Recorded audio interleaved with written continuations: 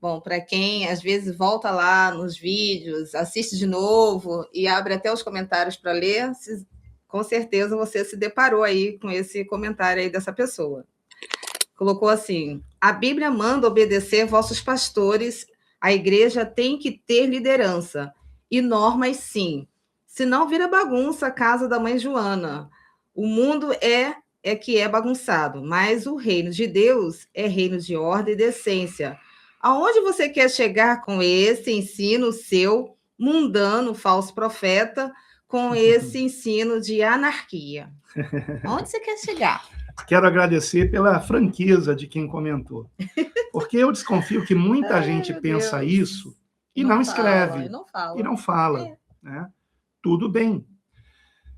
Há uma distância tão grande entre o nosso entendimento e o destas pessoas, que nós temos o máximo de respeito, tá? Embora tenha sido um comentário agressivo, quando Rosa leu, eu gostei do comentário, porque a pessoa foi sincera, eu penso que ela foi muito sincera. Né? Então, eu quero aqui, quem foi que comentou? Pode falar o nome, porque é público, né? Está escrito aí. É verdade. Ah, desculpa, você tinha fechado. O José Araújo. José Araújo, obrigado, José. Então, vamos com calma. Lê, por favor, o início do comentário de novo. A Bíblia manda obedecer vossos pastores. Vamos dar uma pausa aqui rapidinho. Vocês sabem que ela não manda isso. O que a palavra realmente nos manda é obedecer a Cristo. A Cristo. Ele é o nosso líder. Glória a Deus. Se qualquer pessoa se dizendo pastor ensinar algo que Cristo não ensinou, nós não temos que seguir. Como disse Paulo, se é outro evangelho, seja anátema, seja rejeitado como algo maldito, algo do mal, do maligno. Então, a quem nós temos que obedecer? A Jesus Cristo. Amém. Ele está se referindo, evidentemente, a Hebreus 13, 17, em que, lamentavelmente, a maioria das traduções em português traduzem errado. Traduzem 3 termos gregos de modo errado, a começar pelo verbo, que não é obedecer. Mas nós temos já traduções em português corrigindo isso, como, por exemplo, a Bíblia Textual, chamada BTX, que foi editada pela BV Books, e é facilmente adquirível, né? Então você pode ter uma BTX se quiser. Eu alerto apenas que a ordem dos livros na BTX é diferente. No caso do Novo Testamento, por exemplo, eles colocaram a ordem cronológica em que os livros foram escritos.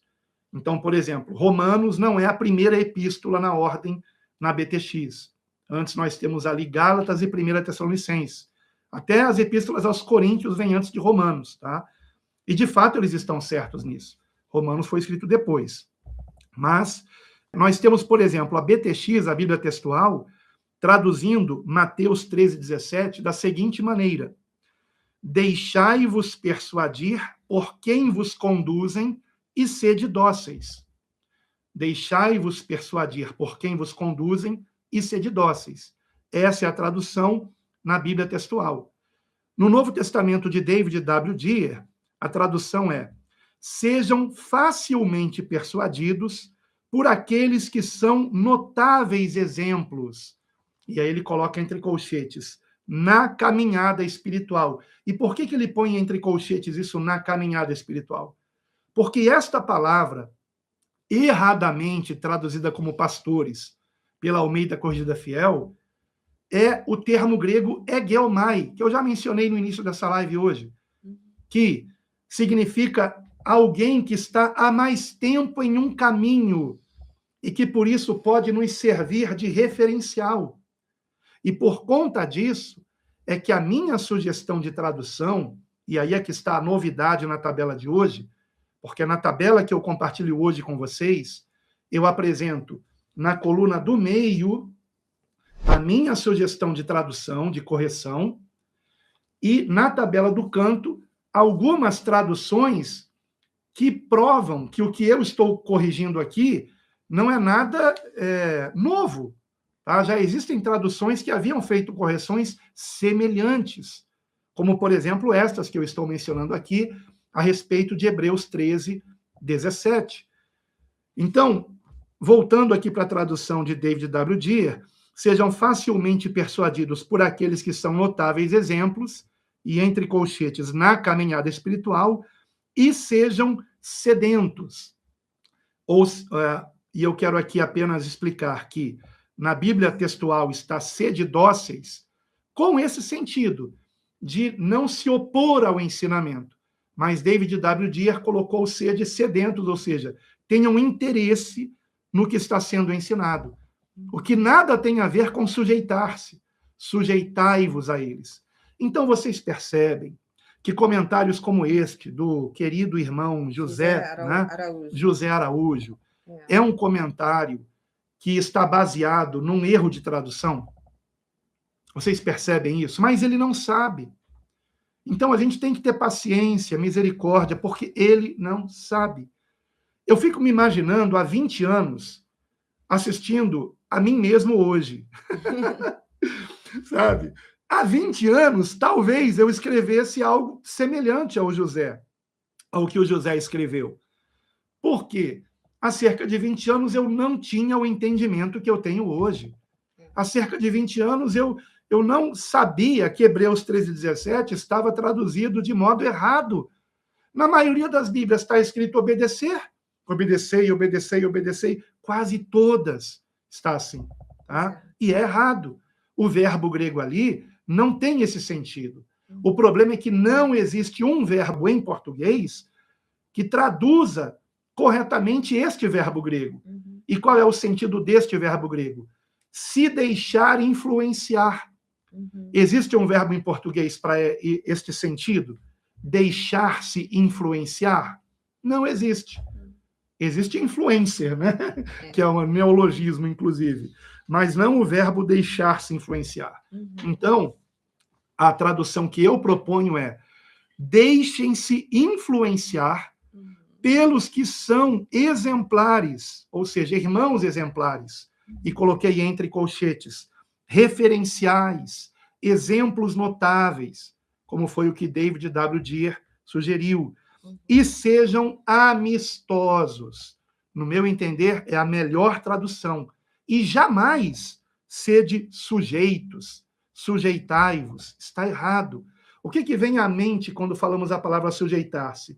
Eu penso em alguém que está de joelhos com outra pessoa acima dele, colocando o pé sobre a sua cabeça. Sujeite-se, né? Se submeta, ou então pegando a mão assim, colocando na cabeça, né? E, sabe, esse tipo de situação. Então, esse comentário do José Araújo é baseado num erro de tradução. Pois é. Mas, claro, ele continua, né? Lê de novo o início e prossegue, meu amor, por favor. A Bíblia manda obedecer vossos pastores. A igreja tem que ter liderança e normas, sim. Pronto. A igreja tem que ter liderança e normas, sim. Concordo com ele. Deus. Só que qual é a liderança? Jesus Cristo. Quais são as normas? Os seus ensinamentos. Só que na cabeça do querido irmão, com todo respeito, José Araújo, tá? Eu tenho um respeito pelo irmão. Tá? Eu não quero mal a você. E eu compreendo que o seu comentário, ele só existe, só foi escrito porque você não está entendendo bem, talvez seja novo aqui no canal, e não está entendendo bem onde nós queremos chegar, que é o que ele já vai perguntar já, né? Mas, volta um pouquinho aqui de novo, o que ele falou mesmo aí? A igreja tem que ter liderança, né? Repete essa parte, por favor. A igreja tem que ter liderança e normas, sim. Pois é.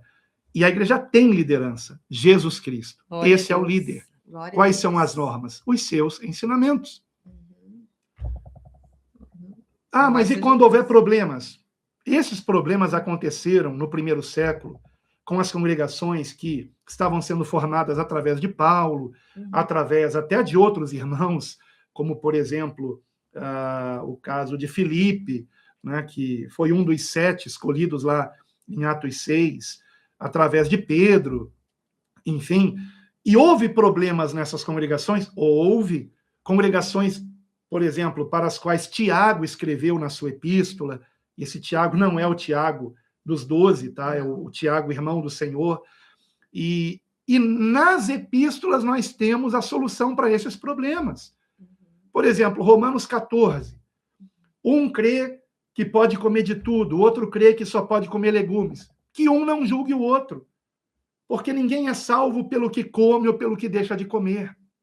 Um crê que são iguais todos os dias, o outro crê que não. Tá bom, não discutam, cada um dará conta de si mesmo a Deus. Ponto. Tá? Então, houve problemas nas congregações no primeiro século? Houve. E onde está a solução para os problemas? Nas epístolas do Novo Testamento. Temos aqui, basta aplicarmos nos nossos dias o que os apóstolos instruíram no tempo deles. É possível fazermos isso perfeitamente. Então, estamos dizendo que não é para ter líder? Não. O que estamos dizendo é que o líder é Jesus Cristo. E todos nós somos igualmente irmãos. Ora, o próprio Senhor Jesus ensinou isso em Mateus capítulo 23. Só que, infelizmente, a maioria das traduções dizem nem vos chamem mestres. Não, a melhor tradução é nem vos chamem líderes. Como, por exemplo, está dito, e eu já mencionei aqui, na Bíblia, edição pastoral, na nova tradução na linguagem de hoje, na Bíblia judaica de H. Stern, na tradução do Novo Testamento de David W. Deer, está traduzido corretamente. Não vos chameis líderes, porque um só é o vosso líder, o Cristo, o Messias, o ungido, que habita em nós, que nos guia. Ele é o nosso guia. Algumas traduções se aproximam um pouco mais do sentido original. Nem vos chameis guias, um só é o vosso guia. Está um pouco mais próximo do original. Tá? Mas o melhor mesmo é a palavra líder. Essa é a melhor tradução. O que não significa que, por exemplo, essas traduções que eu mencionei aqui, Bíblia edição pastoral, nova tradução na linguagem de hoje, Bíblia judaica, Novo Testamento de David W. Deer, acertem em todos os versículos. Tá? Infelizmente, em alguns há tropeços. O próprio David W. Deer, em um certo versículo, usa a palavra líder para um irmão em Cristo. Um erro. Tá? E nós vemos outras traduções acertando, não usando essa palavra, que não é realmente correta. Existiam 4 termos gregos que podiam ser traduzidos como líder, e nenhum deles foi usado para qualquer irmão em Cristo. Tá? Mas, infelizmente, hoje, muitas traduções traduzem equivocadamente certas palavras. Até mesmo em Hebreus 3,17, tem tradução que coloca obedecei vossos líderes. E a palavra ali não é líder, é egiomai, que eu já mencionei aqui, que é alguém que está há mais tempo na caminhada, que é um exemplo, um notável exemplo, que dá bom testemunho. Então, claro, pessoas que dão bom testemunho, eu quero ser influenciado por essas pessoas, positivamente, e quero ser amistoso com elas, quero ser amigável a elas. É o que Hebreus 13,17 está ensinando. Prossegue aí, meu amor, que é o tema, né, da live de hoje. É. Depois eu farei um corte aqui desse trecho, tá? Amém. Tem que ter normas, sim. Não. Bom, vou ler do início, de novo. Tá. A Bíblia manda obedecer vossos pastores. A igreja tem que ter liderança e normas, sim. Senão, vira bagunça, casa da mãe Joana. Pronto, vamos dar outra pausa aqui. Casa da mãe Joana.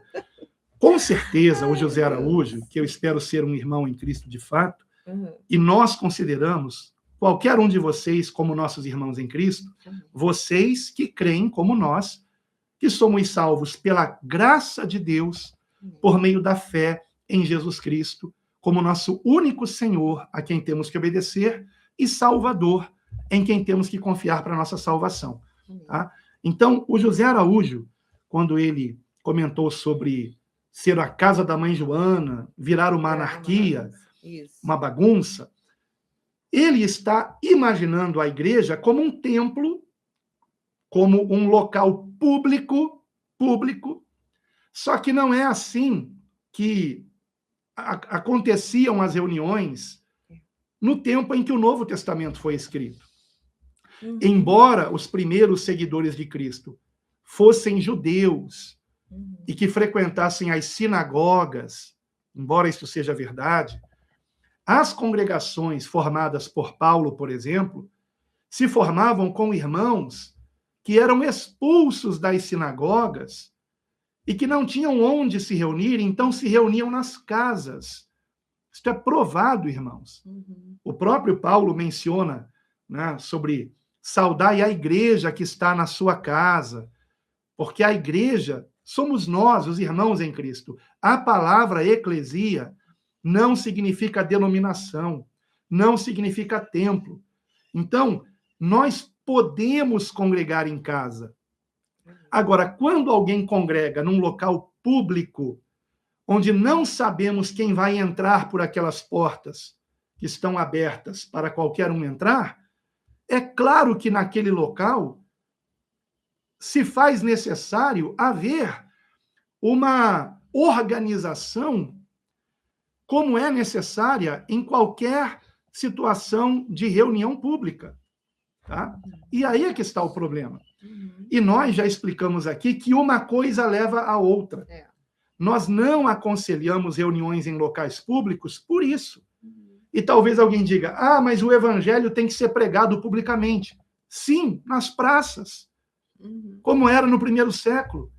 Pregue o evangelho numa praça, pregue o evangelho numa esquina, onde você quiser, tá?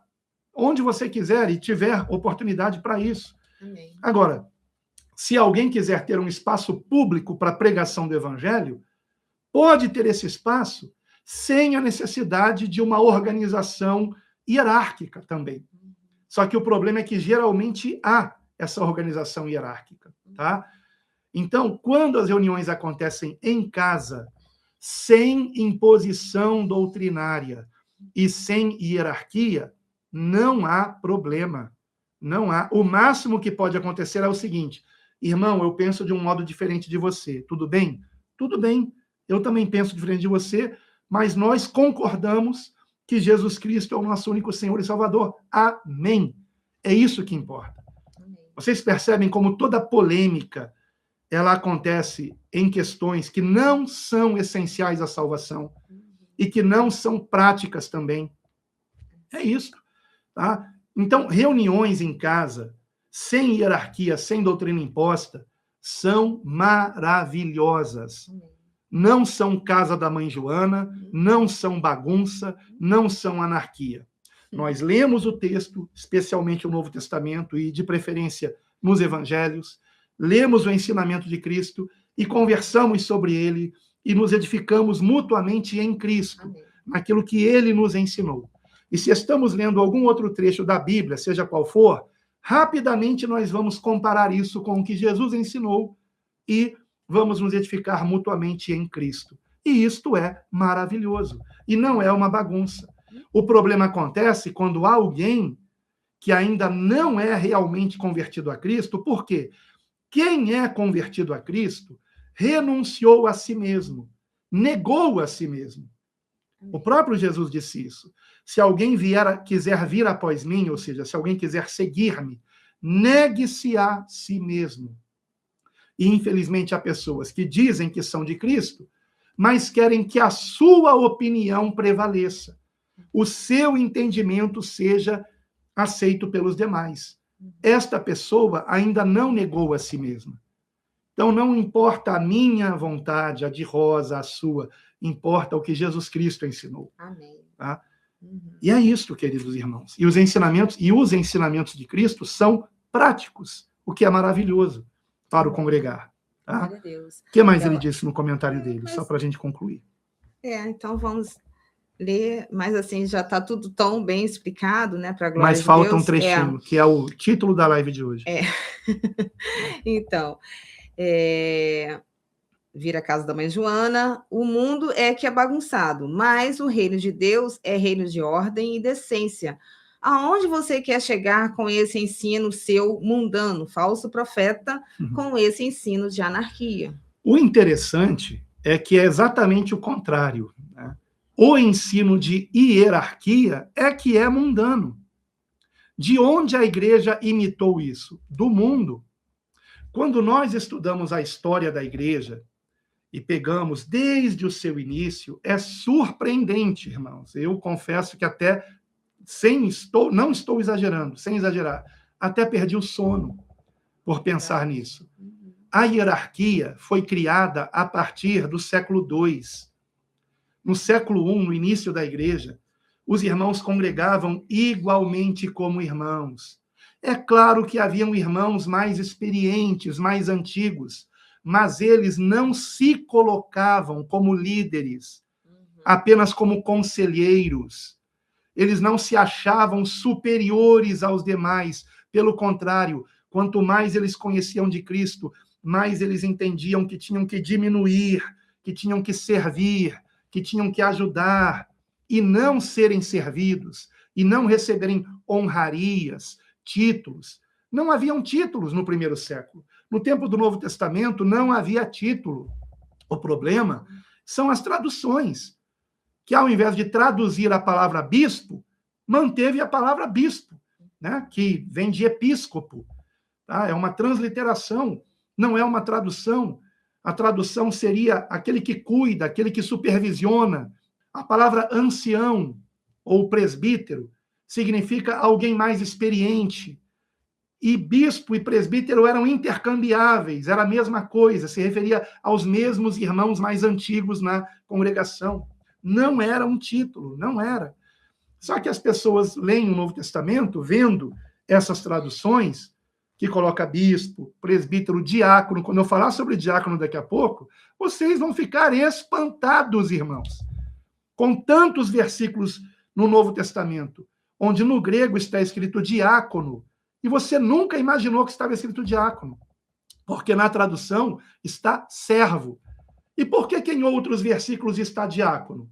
Como, por exemplo, toda vez que aparece nas chamadas epístolas pastorais, 1 a Timóteo, 2 a Timóteo e Tito, está escrito diácono ali, ao invés de servo. Né? Interessante isso, não? Então, a gente vai falar sobre isso hoje aqui ainda. Mas, voltando aqui para o comentário do irmão, sobre essa questão de ser mundano, a hierarquia é mundana. Esse é o problema. No reino de Deus, nós somos parte do corpo de Cristo. Amém. E, por exemplo, se eu estou mexendo as minhas mãos, de onde vem o comando para eu mexer minhas mãos? Vem daqui, ó. Vem do cérebro que está na cabeça. E qual é a cabeça no corpo de Cristo? Não sou eu nem você. A cabeça é Cristo. Amém. Jesus Cristo é a cabeça do seu corpo. E abaixo dele somos membros do corpo. Nenhum de nós pode liderar ninguém. Todos nós somos igualmente irmãos. Quando compreendemos isso, dá para se congregar sem hierarquia. Agora, quando não se compreende, as pessoas ficam procurando quem vai mandar em mim, quem vai me liderar. Deixe Cristo mandar em você, porque o jugo dele é suave, o fardo dele é leve. Vá a Cristo, que já está em você, pelo seu Santo Espírito. Ele habita em nós e nos guia, queridos irmãos. Amém. Mas eu compreendo esse comentário. Tá? E agora, na sequência, depois que Rosa ler alguns outros comentários aqui deixados no chat, eu vou responder essa pergunta: onde vocês querem chegar com esse ensino? Não agora, porque eu vou fazer um corte aqui, e quem quiser assistir a live completa, no final desse corte vai aparecer um thumbnail, e aí você clica e assiste o vídeo completo, tá bom?